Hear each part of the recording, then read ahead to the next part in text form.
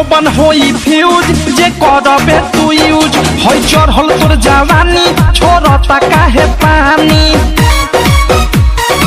इहे जानी जोबन होई फ्यूज जे करबे तू यूज होई चढ़ल तोर जवानी छोड़ता काहे पानी लौकी तो बनी न्यूज जदी उठी से तार लौकी तो बनी न्यूज जदी उठी से तार होई तोर दोनों इंडिकेटर होई तोर दोनों